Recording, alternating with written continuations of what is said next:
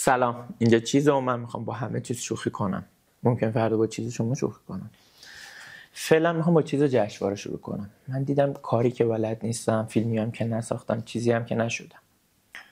دیدم چه کاری که با روحیه من بسازه. گفتم منتقد شدن. اول از همه برای منتقد شدن باید چیز کنی تو آثار همه. دیدم خب گزینه اولو که دارم، من تپه چیز نکرده ندارم. دوم گفتم باید چیز باشی، به همه چیز بدی. اولش دیدم مثلا آدم چیز دادن نیست، اصلا من زشتم. بعد گفتن اون چیز نه اون چیز. وقتی فهمیدم کدوم چیز رو میگن، گفتم اصلا من متخصصم، یه چیزایی تو دعوا میگم که طرف خودش خجالت میکشه میره. گفتم با بهمن چیز شروع کن، خوراک خودت، ارزونم هست، اگه با کبریت روشن کنی دیگه ته منتقدی. گفتم باشه. گفتم یعنی من با این چیزا منتقد میشم دیگه؟ گفتن آره. گفتم خب دیگه باید چیکار کنم؟ این چیز سختی نیست که توی هر جمله یک کلمه عجیب غریب میگم. گفتم مثل چی؟ گفت مثل اکسپرسیونیست.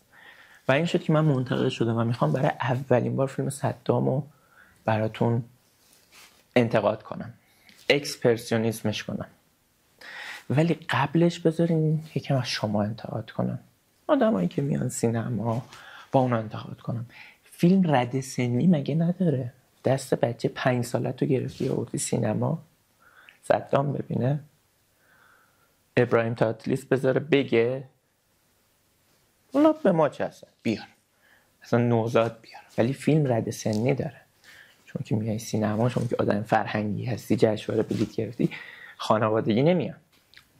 چیز فیلم میریزن تو لیوان، خب که شما وقتی میخواین بخورین سر صدا نداشته باشه.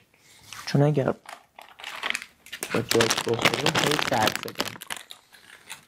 حالا چیز فیلم میخورن اوکی، دیگه این برای چی به خودتون میاره. اینو گوش کنیم. واقعا رو روانه نیست، خیلی رو روانه. این کار نکنید تو سینما.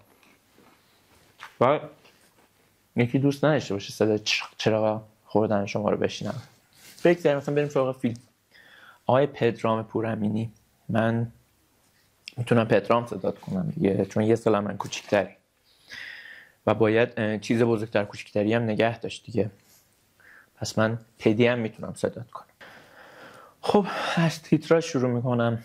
چیز بامزه و خوبی بود، یعنی تونسته بود چیز کار رو نشون بده. شخصیت داستان تیپ بودن و خیلی از این تیپ ها خوب استفاده شد و چیز با نمک بود.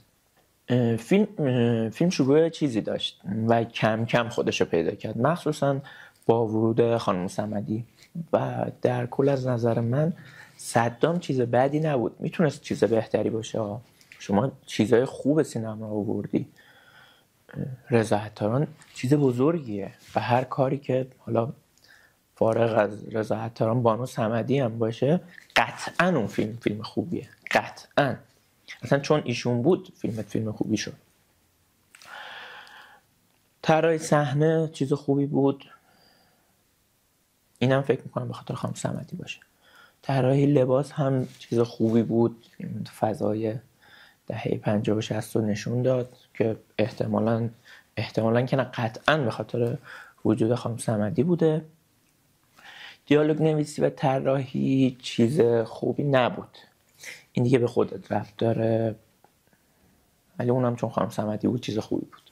فیلم صدام داستان داشت، چیزی که خیلی از فیلم‌های دیگه کم دارن یا اصلا ندارن، که خب به نظر من اونم به خاطر وجود خانم صمدی بود. گیریم هم که خوب بود و چیز به درد بخوری بود. کارگردانی پدرام جان چیز خوبی بود، یعنی یه چیزی میتونه ازت در بیاد. پایان داستان ولی خیلی رو بود، یعنی برخلاف پایان یادگار جنوب که هی مخاطب و چیز میکردی، اینجا چیز رو رها کرده بودی، یه پایان رو و همه چی رها و یه جورایی بستی به درخت. حالا چیز خودت دیگه، به ما چه. یه چیزی هم تو تیتراژ پایان به چشمم خورد، سرمایه گذار بود. البته درستش سرمایه گذاران بود، چجوری دنگی دنگی بود، هر کی یه چیزی آورده بود ولو چیز کم و کوچیک، 20 تا اسم سرمایه گذار بود. حالا اینم بازم چیز خودته، ما تو چیزا نمیخوام دخالت کنیم، ولی عجیب بود برام این حجم از سرمایه گذار. اگرم بخوام حالا به کل کار چیز بدم، به نظرم به کارگردانی چیز نقره‌ای میدم، به طراحی صحنه و لباس چیز طلایی میدم، به دیالوگ نویسی چیز برنزی میدم، بازیگری هم چیز نقره‌ای میدم و البته به خانم صمدی چیز طلایی. در کل اصلا فیلم بدون خانم صمدی چیز برنزی بود، ولی با وجود ایشون چیز نقره‌ای شد. چیزی هم که از فیلم هست، حالا بعد از جشنواره و فلان اینا احتمالاً تو فروش چیز خوبی میشه و میتونید جدول فروش چیز کنید. برات آرزوی موفقیت دارم. چیز این دفعه تموم شد، تا فیلم بعدی که چیزشو در بیاریم خدا نگهدار.